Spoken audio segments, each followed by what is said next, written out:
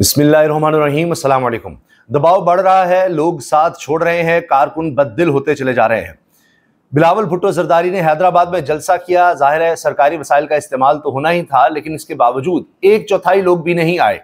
जितने इंतजामात थे उसका चौथा हिस्सा भी लोग नहीं आए।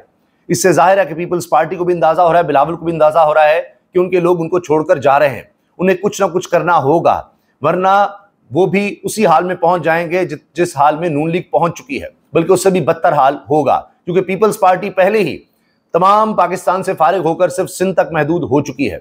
अब वहां से भी उनका सफाया नजर आ रहा है। खासतौर पर अभी जो ज़िमनी इलेक्शन हुए हैं वहां पर जिस तरह से उनको धांधली करके जीतना पड़ा है, उससे उनको अंदाजा हो गया है कि कब तक ऐसा होगा, कब तक इस्टेब्लिशमेंट के बलबूते पर ही काम वो चलाते रहेंगे। अब सिंध से भी कहानी खत्म हो रही है, लिहाजा अब उनके पास चॉइस नहीं बची। उनको अब धमकियां देनी पड़ रही हैं और संजीदा धमकियां देनी पड़ रही हैं। बिलावल ने साफ कह दिया है कि हम विफाकी हुकूमत का साथ छोड़ सकते हैं अगर ये नहरों का मामला नहीं सुलझता। ये मैं आपको बता दूं कि नहरों पर काम जारी है, चाहे एहतजाज हो, जो भी बातें हों, वहां पर काम हो रहा है और उससे विफाकी हुकूमत पीछे नहीं हट रही। अभी तक कोई बयान इस तरह का नहीं आया जी हम इस पर काम रोक देंगे, सवाल ही पैदा नहीं होता, ये नहीं होगा। ये जरूर कहा जाता है तहफ़्फ़ुज़ात दूर कर देंगे, एतराज़ात दूर कर देंगे, लेकिन अभी तक नहरों पर काम नहीं रुका और कि जी वो अब अबैंडन कर देगी, ये नहीं बनेगी या उनको रोक दिया जाएगा, ऐसा कुछ नहीं है। जो इनके खदशात है कि जी सिंध का पानी रोका जाएगा, उस पर नून लीग का या वफाकी हुकूमत कहना है कि ऐसा नहीं होगा, हम यकीन दहानी करवाते हैं। अभी तक बातें यहीं तक हैं, लेकिन चूंकि पीपल्स पार्टी पर प्रेशर बढ़ गया, कौम परस्त जमातें हों, वहां पर दीगर लोग हों, अभी आपने देखा वकला ने सड़कें ब्लॉक कर दी, तहरीक इंसाफ भी साथ है, GAI भी इस पर साथ दे रही है, तो पीपल्स पार्टी फिर सिंध में तन्हाई का शिकार हो रही थी। तो लिहाजा उनको अब मैदान में खुलकर आना पड़ा और कहना पड़ा जी हम तो फिर वफाकी हुकूमत का साथ छोड़ देंगे। इसमें बड़ी दिलचस्प बात यह है कि ये तो कहते थे हम हुकूमत में है ही नहीं, हुकूमत में है ही नहीं, सारे आईनी ओहदे लिए हुए थे। अब जरदारी साहब को भी हाथ उठाना पड़ेगा, वरना उनके लिए मसला हो जाएगा। मैं आपसे अर्ज कर रहा हूं बड़े वाज़ेह तौर पर, ये जो ऑर्डिनेंस पर वो दस्तखत कर देते हैं कि हाँ जी पेट्रोल का पैसा नहर पर लगा दो, मिनट्स सामने आ जाते हैं, मीटिंग्स भी उन्होंने ली हुई हैं, अब उनके लिए भी ऐसा करना मुमकिन नहीं रहेगा। अब क्लियर लाइन पीपल्स पार्टी को लेनी पड़ेगी, क्योंकि अगर ये काम हो जाता है मुकम्मल, नहरें निकल आती हैं, तो फिर कुछ भी जाकर लोगों को कहा जाएगा देखिए जी अब ये खुश्कसाली असल में इस वजह से हुई है। जा जाकर लोगों ने देखना तो नहीं है कि डैम में कितना पानी था, नहीं था, क्या सूरत हाल थी, वो नहरें चल भी रही नहीं चल रही।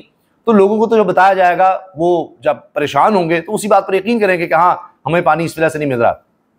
तो तहकीकात तो बात की बात है। तो लिहाजा अब जब खुद पीपल्स पार्टी ने या जरदारी साहब ने, बिलावल जरदारी ने ये बात तय कर लिया कि ये तो हमारे लिए रेड लाइन है, ये हम बर्दाश्त ही नहीं कर सकते, तो अब जब ये बन गई तो फिर वो क्या करेंगे। तो लिहाजा उनको फिर अब इससे गुजरना पड़ेगा और कोई ना कोई फैसला वाज़ेह लेना पड़ेगा और वफाकी हुकूमत का या तो साथ छोड़ना पड़ेगा। ये दोनों कश्तियों के सवार किसी सूरत नहीं रह सकते। इसके अलावा जनाब आलिया हमजा साहिबा को गिरफ्तार किया गया और अजीब उनके खिलाफ केस बनाया गया है कि उन्होंने पथराव कर दिया पुलिस वालों पर, उन्होंने कार्य सरकार में मुदाखलत कर दी, उन्होंने सड़कें ब्लॉक कर दी। वैसे तो नजर आ रहा था हुकूमत जितनी बुखलाई हुई है इस खातून से, आलिया हमजा से, जो बाज ही नहीं आ रही, निकलती है, पुलिस आती है, छापे मारती है, इनको तंग किया जाता है, लेकिन वो कभी कहीं कन्वेंशन करी है, कभी कहीं कारकुनों को मिल रही हैं, तो बहुत मुतहरिक थी। ऐसा नहीं देखा गया अब से पहले, और कोई और चारा ही नहीं था मरीम नवाज साहिबा के पास कि भाई इसको तो गिरफ्तार करवाना पड़ेगा। तो ये नजर आ रहा था जितनी वो एक्टिव थी उनको गिरफ्तार करवाना ही था। लेकिन उसके बाद क्या हुआ, गिरफ्तारी के बाद वकील का मिलना पूरी दुनिया में आलमी क़वानीन के तहत ये लाजमी होता है, उसको इजाजत होती है। उनकी वकील को उनसे नहीं मिलने दिया गया। अब उनकी वकील साहब ने दरखास्त भी दे दी कि मुझे ना मिलने दिया जा रहा है थाने में, ना उसके दरवाजे खुल रहे हैं, आलिया हमजा को पेश नहीं किया जा रहा, सिर्फ इसलिए कि उनको टॉर्चर किया जाएगा, भाई बाज आ जाओ, बाज आ जाओ, बाज आ जाओ। उन पर और क्या मुकदमा बनाएंगे, क्योंकि कोई भी अदालत होगी कितना अरसा इनका रिमांड दे लेंगे। वीडियोस मौजूद हैं कि आलिया हमजा ने खुद गिरफ्तारी दी है, क्योंकि वहां कारकुन बड़े मुश्तइल हो रहे थे कि हम अपनी बहन को इस तरह गिरफ्तार नहीं होने देंगे। तो वहां पुलिस वाले आए तो आलिया हमजा ने कहा कि नहीं, यहाँ कोई और मसला खराब ना हो जाए, फिर हम पर कोई और केस ना बना दिए जाए। तो उन्होंने खुद आगे बढ़कर गिरफ्तारी दी। मर्द पुलिस एहलकारों में वो नजर आ रही हैं बाकायदा। बहरहाल बड़ी दलेर खातून है, उन्होंने साबित कर दिया, एक नई तहरीक को ले आई, अडियाला जेल के बाहर पहुंचती हैं, कभी कहीं पहुंचती हैं, बहुत ज्यादा एनर्जेटिक। तो अब ये तो होना ही था, ये नजर आ रहा था। लेकिन दूसरी तरफ क्या हुआ है, इस गिरफ्तारी के साथ लोग और चार्ज हो गए हैं। ये पहले गिरफ्तार रही हैं, कई थानों में इनको घुमाया गया, कई इलाकों में घुमाया गया, जमानतें मिलती थी, फिर किसी और केस में गिरफ्तार कर लिया जाता था, फिर जमानत मिलती, फिर किसी और केस में गिरफ्तार कर लिया जाता था।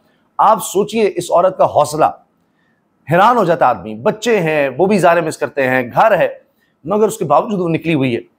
तो इससे साबित हुआ कि लोग गिरफ्तारियों से अब नहीं डर रहे। इनके साथ 2 खवातीन और हैं जिनको गिरफ्तार किया गया, 5 दीगर कारकुन हैं उनको गिरफ्तार किया गया।